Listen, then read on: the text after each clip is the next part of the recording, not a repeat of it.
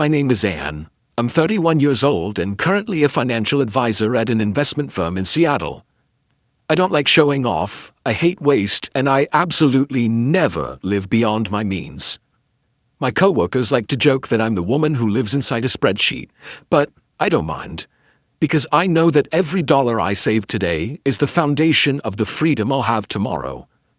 I'm the youngest of two sisters. My older sister, Vanessa, is 4 years older than me. If my childhood was like blank pages tucked away in a corner drawer, hers was a glossy comic book displayed right in the middle of the living room.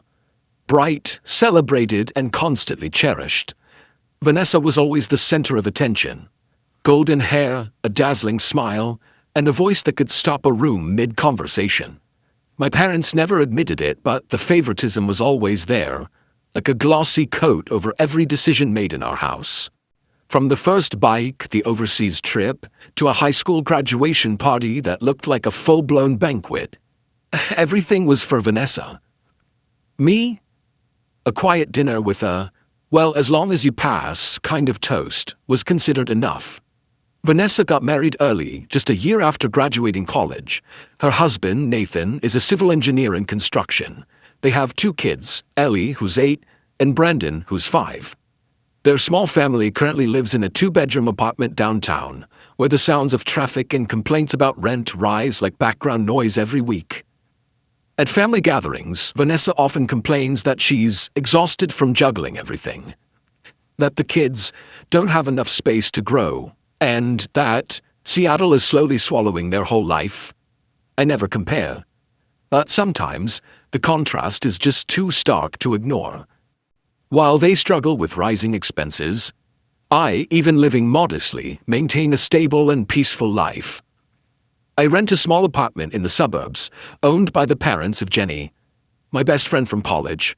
They rent it to me for half the market rate, because they trust me. And I've never let them down. I spend most of my time at home. Working remotely became a routine after the pandemic. I love the quiet feeling of sitting in front of my laptop, with a bookshelf of finance books behind me, a warm cup of tea to my right, and a window view of trees shifting with the seasons. I don't need much. I dream of a small house with a garden, where I can grow herbs, listen to birds in the morning, and maybe bake on weekend. I spent nearly 7 years saving for that dream. No eating out more than 3 times a month, no shopping unless it's on the need list, no credit card debt, no buying a new car if the old one still works. I turned down fancy vacations for hiking trips through the Olympic Mountains. People call me an extreme minimalist, but I call it the freedom to choose. I've never blamed my parents for favoring Vanessa, but I learned early on that if I didn't plan my life, no one else would. And that's exactly why, when the dream of my own home started to feel within reach, I never expected the storm that followed. The one named my family. Last week, after reviewing the balances in my 3 savings accounts, housing, investment, and emergency, I knew I was ready. Not maybe another year would be better ready, but truly ready.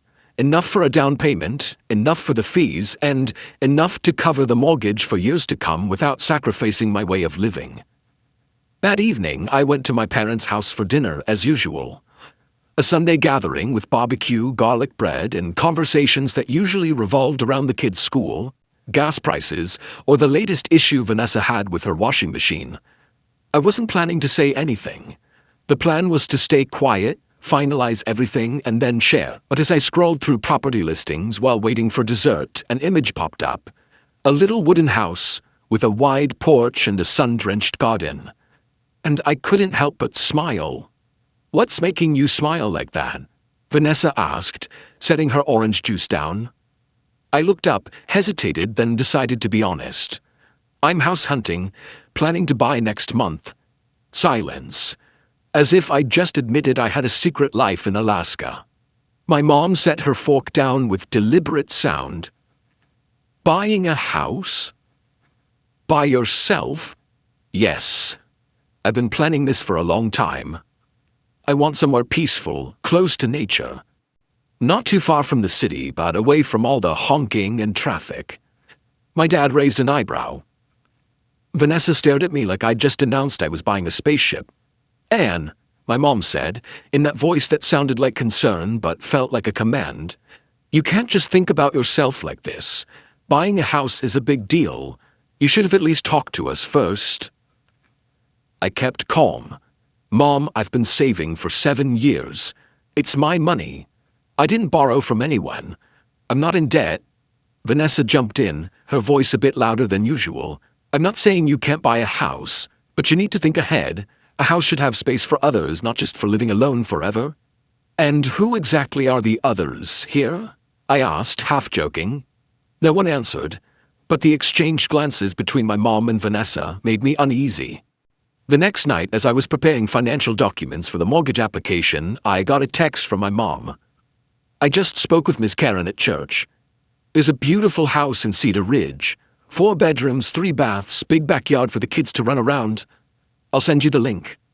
Then came a flood of messages from Vanessa. "You have to check this one out. Great school district, supermarket nearby, even has a home office. If you get that place, we could visit more often." I looked at the giant living room, the hotel-like kitchen with 2 refrigerators, and sighed. "Thanks, but I'm looking for something smaller and quieter." Vanessa replied with just one word: "Why?" I didn't respond. 3 days later, during lunch break, my mom called, excitement in her voice. "Sweetie, I just saw the house on Maple Street. The owners are moving soon, they're slashing the price. The master has a balcony and 2 small bedrooms perfect for kids. You've got to see it." I closed my eyes for a second and replied as gently as I could. "Mom, I really don't need that much space. I don't have kids, and I'm not planning to have anyone move in." "One day you'll want to," she argued. "And even if not, Vanessa and the kids could come stay on weekends. They need the space, and their apartment is way too cramped."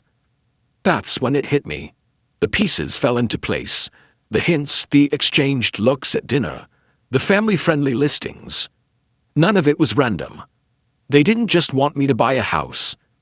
They wanted me to buy one for them.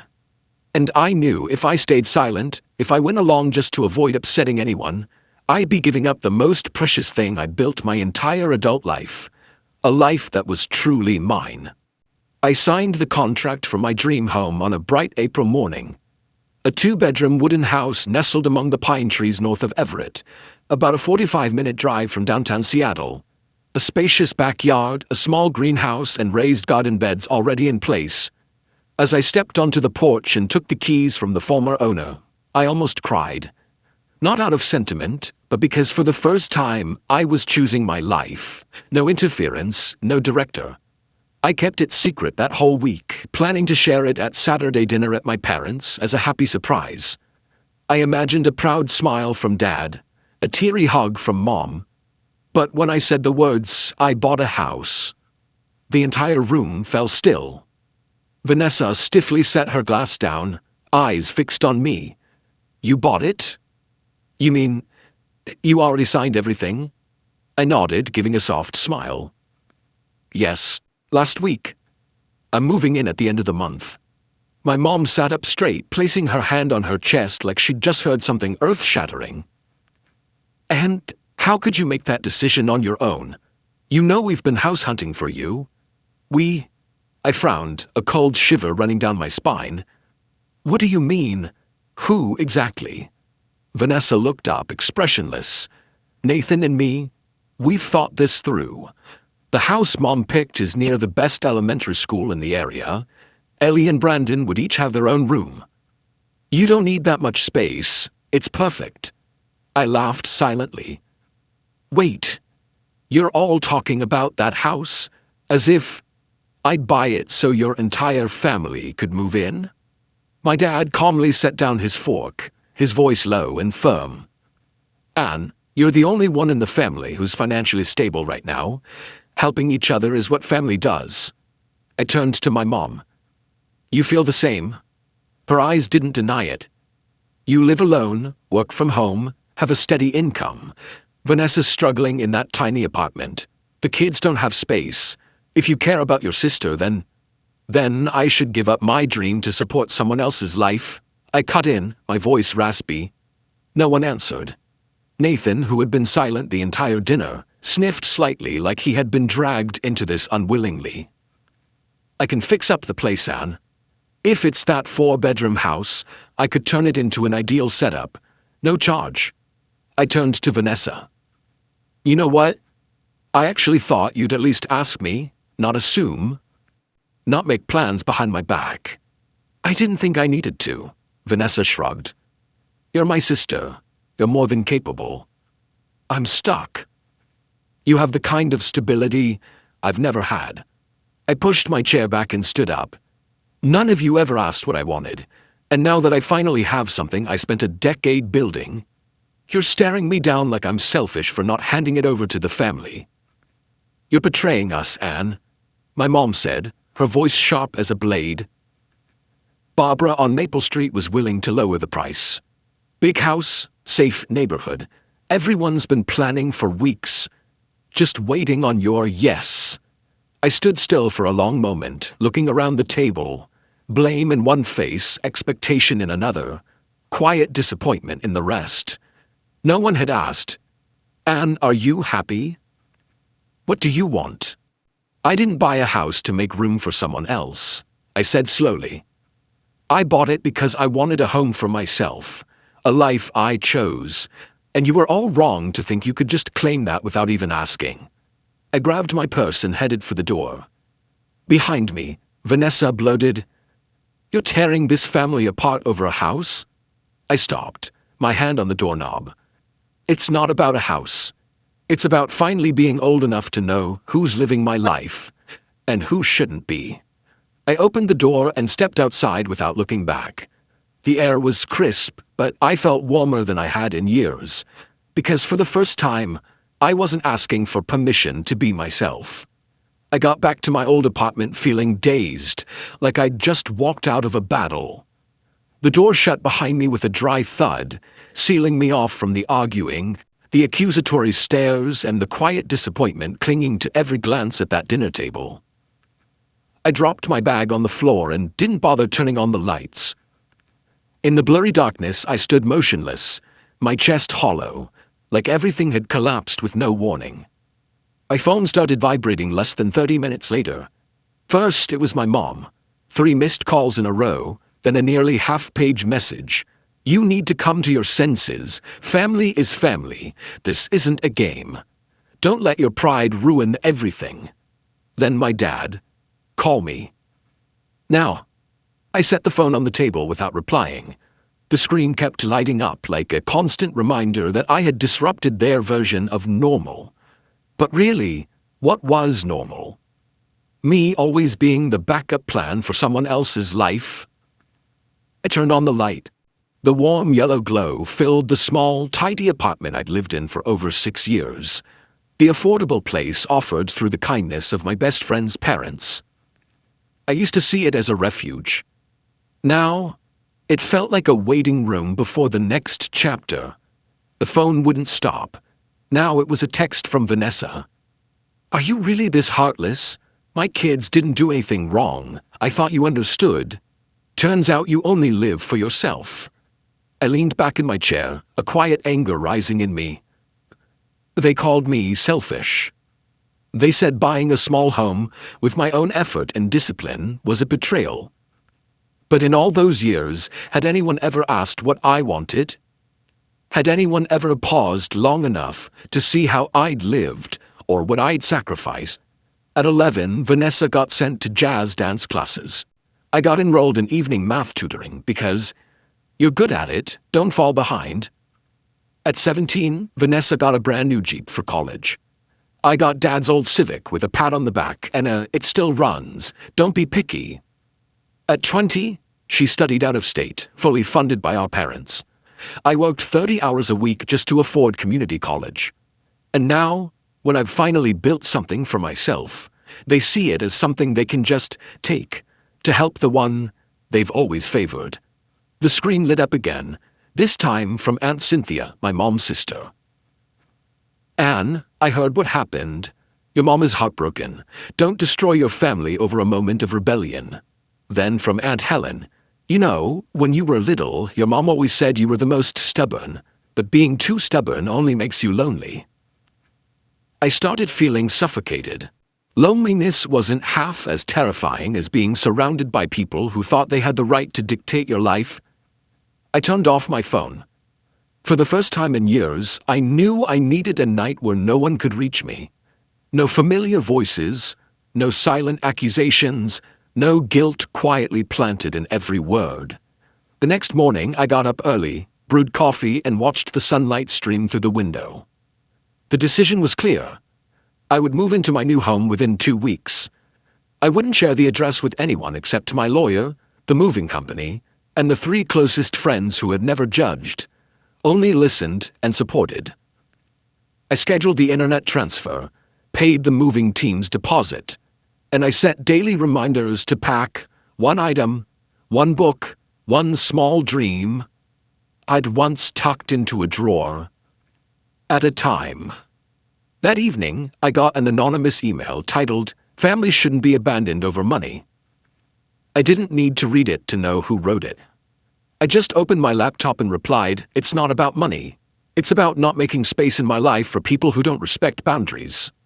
I hit send and closed my computer. That night, I slept better than I had in a year.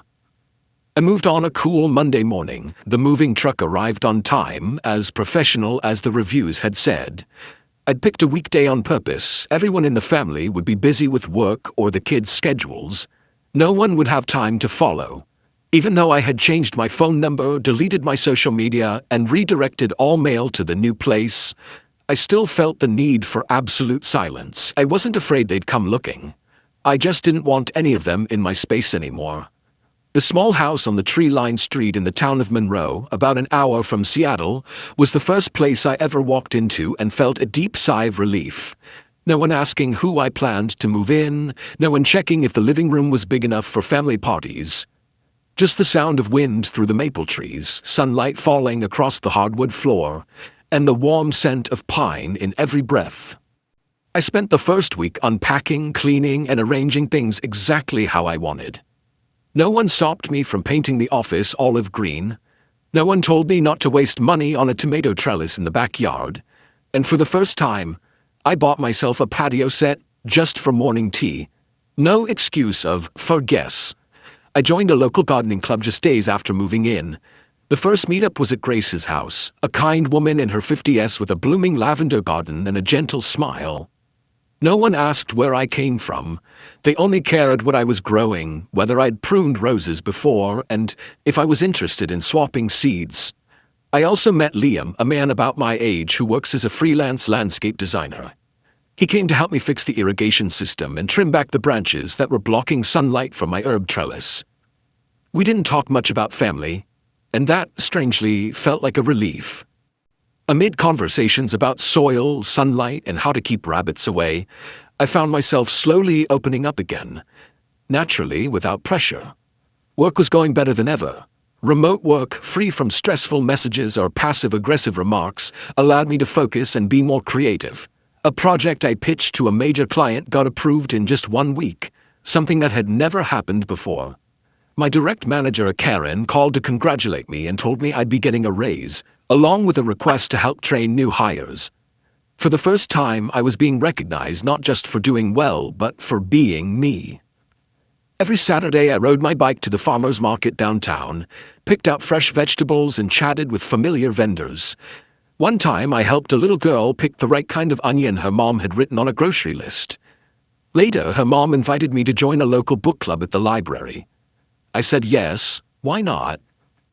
No one there knew I'd once been called a traitor for not letting my sister move into my home. They just knew me as Anne, the woman with thriving basil and surprisingly refined taste in books. Sometimes, I still glimpsed photos of Vanessa or my mom through the social media of old friends. Vague captions about selfish family members or pictures of the kids squeezed into a tiny room, with comments like, "happy no matter what." I'd learned to scroll past them without feeling anything more than a slight frown, because I'd stopped needing their validation. I don't know what the future holds, but I know this. I'm no longer the girl who bends herself into silence, no longer playing the role my family scripted for me. I chose me. And that's what saved me. One late autumn afternoon, while I was sitting by the window sorting seed packets for next spring, the doorbell rang. I thought it was Liam or Grace, but when I looked through the peephole, I froze. Vanessa. Her hair was loosely tied, eyes sunken, and she carried an old tote bag. Behind her stood Ellie and Brandon, thinner than the last time I saw them. All three stood silently, not saying a word. I opened the door without speaking. The cold air rushed in with Vanessa's hesitant breath. "I wasn't sure I was still allowed to knock," she said, voice hoarse and without blame. "Only exhaustion. I didn't invite them in, but I didn't send them away either." We stood there in tense silence for a few seconds. Then Ellie quietly said, "Aunt Anne, Mommy said if we were good, we could see your flower garden." I crouched down and gently touched her head. "I just planted some white chrysanthemums. Do you like those?" She nodded. And just like that, they came in. Not as welcomed guests, but as people who had lost that privilege, and somehow found one last chance. Vanessa didn't apologize right away. We drank tea in silence, watching the kids carefully explore the garden, as if afraid to disturb the fragile peace that wrapped around the house. Then she finally spoke, her voice barely above the wind. "I thought you'd always be the one who takes it all, like before, like Mom taught us. But you're stronger than all of us." I looked at her, not as the favored child anymore, but as a mother slowly realizing her own limits. "I'm not strong," I said. "I'm just tired of being treated like an obligation." Vanessa nodded, her eyes red. "I was wrong to think blood gave me the right to walk into your life without knocking." I didn't say I forgave her. I didn't accuse her either. Everything that needed saying had already been left behind. But I knew that didn't mean I'd forget. 3 weeks later, I took Ellie and Brandon to the town's book fair. The kids buzzed around picking out children's books, and I spotted Liam leading an art activity for kids under a maple tree. Brandon ran up asking for watercolor paints, and Ellie sat down like the place had always been hers. Liam looked at me and smiled, a warmth and understanding in his eyes. "These two look like they're already at home here, huh?" I nodded. "Looks like they've found their quiet corner." He didn't ask much. No one here asked about my past anymore. They only cared how I was living today. I started to realize the space around me wasn't just a house. Every basil plant, every carrot bed, every book on the wooden shelves was part of a life I had built with my own hands. Not for anyone else. For me.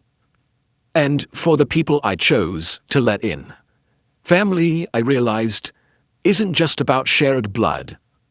It's the people who respect your boundaries, the ones who knock before entering your heart, the ones who don't treat your kindness like a permanent obligation. Grace invited me to join her for the upcoming winter festival. The library book club nominated me to host next month's meeting, and Liam, he didn't say much, but sometimes he left a basket of oranges at my door with a little note. "Picked this morning, stay warm with fresh juice." I smiled every time I saw it, and inside I felt full. Thank you so much for the reminder. I'll rewrite the ending to make it both surprising and logical, with emotional depth, staying true to Anne's story. A journey of growth, boundaries, and a heart still open to sincere remorse. One evening, while I was finishing up a financial plan for a client, my phone lit up with a message from Vanessa. "I'm looking for a new job. Not asking anything from you. Just wanted to say, I'm managing on my own now. Thank you for not slamming the door shut." I didn't reply right away. I simply looked up, out into the garden under the gentle moonlight. Peace no longer felt like a luxury. It was a result of choice. And I knew I had chosen well. Family can be born of blood, but sometimes the deepest, most lasting relationships are nurtured through choice, respect, and kindness. A week later, I received an email from HR. We're reviewing candidates for the new financial training program. One applicant, Vanessa Marks, included a reference letter stating she'd been guided by an independent advisor during her career shift. That advisor is you. I froze. I had no idea Vanessa had taken that much initiative. What surprised me even more, she had quoted something I once wrote on my professional blog. Everyone deserves a fresh start, but you have to take that first step on your own. Vanessa hadn't reached out asking for help.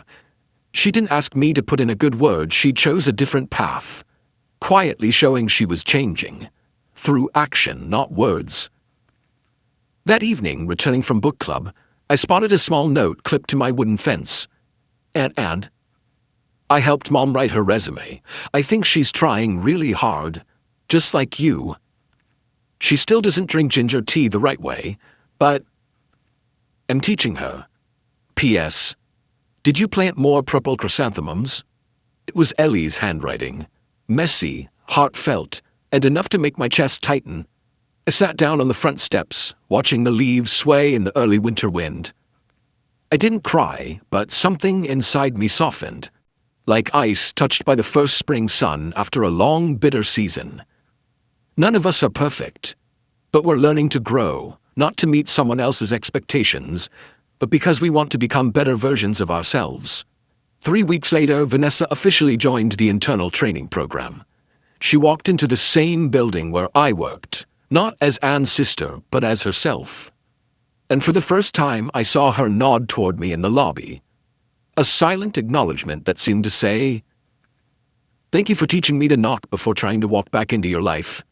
That night, Liam stopped by with a basket of oranges and a few sprigs of dried rosemary. No note, no explanation. Just the quiet presence of someone who didn't need to know my past, but was always there when I was ready to share. I placed the basket on the table, brewed a pot of tea, and opened the window. The scent of soil, wind, and fresh basil from the garden wrapped itself into every breath I took. I don't know what lies ahead, but this, I know for sure. I no longer live to please others. I live to be true to myself, and to leave the door open only for those who know how to knock with humility. Because sometimes the most beautiful endings aren't reunions or farewells, but the quiet moment when you can finally look someone in the eye, even from a distance, and feel nothing but peace. And story is a powerful reminder that being family doesn't always mean being a safe place. Sometimes the people we grow up with aren't the ones who grow with us. True peace comes from having the courage to draw boundaries, protect your space, and choose a life that honors who you really are. What's your take on Anne's decision? Was she protecting her peace or turning her back? Let us know in the comments. And don't forget to follow the channel for more moving stories about family, healing, and self-discovery.